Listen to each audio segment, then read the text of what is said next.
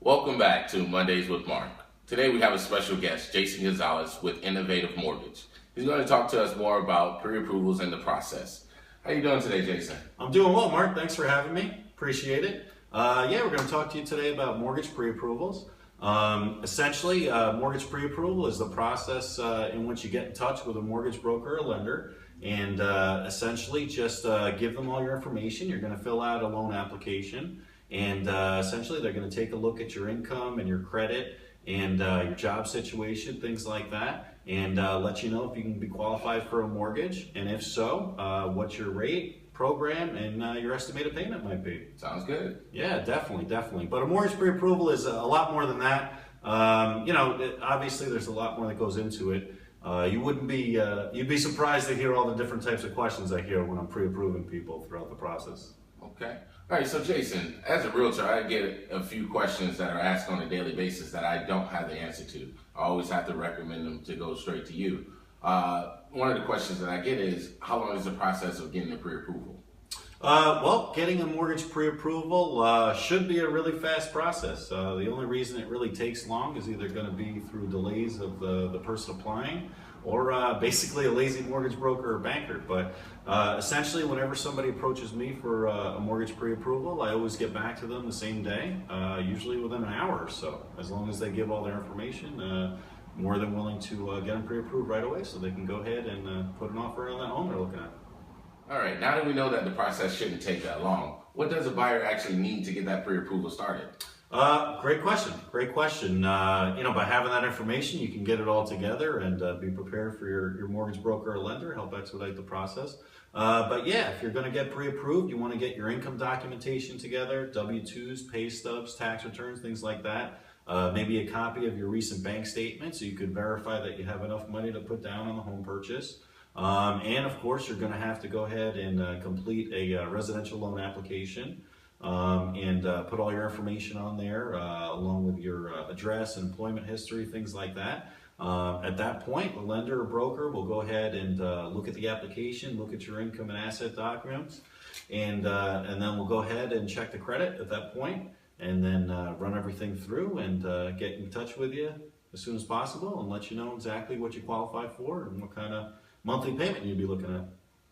Okay, I just heard you mention credit. You mean getting your credit pulled? Oh yeah, credit. Every time I say credit, everybody gets all alarmed and worrisome. But pulling the credit is a necessary evil, I guess you could say, in the mortgage pre-approval process. We need to pull a credit, make sure that your past history is good, and that you're going to go ahead and make your payments in the future. As far as on a credit report, a lot of people will ask me, will it drop my credit score if I get it wrong? The short answer is if you're shopping for a mortgage, then no, not really. They passed something quite a few years ago where if you get your credit pulled by several different mortgage companies within a 30-day time frame, then it shouldn't penalize your credit, especially because you're shopping around for the best deal.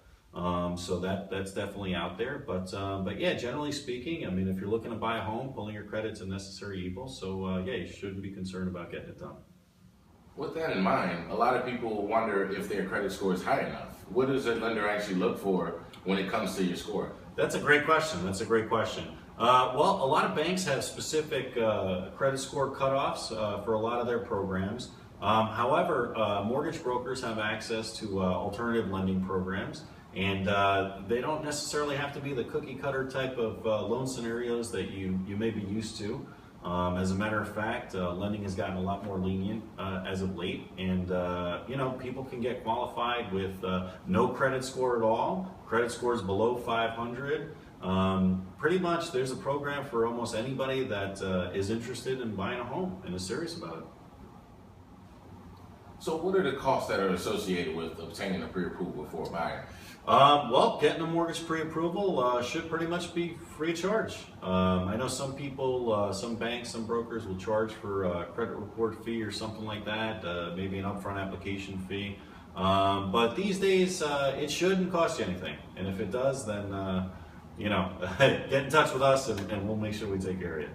Well, there you have it, folks. For the viewers that are watching at home, it's a very easy process. Now let me ask you this, Jason. I have someone right now watching. Where would they go to get this pre-approval? Good question. Good question. If you want to get a mortgage pre-approval, they could either obviously contact you, or if they'd like to get pre-approved right away, they can go ahead and visit us online at www.purchaseflorida.com. That's www.purchaseflorida.com. Just let us know that you came from our good buddy Mark, and we'll see you soon.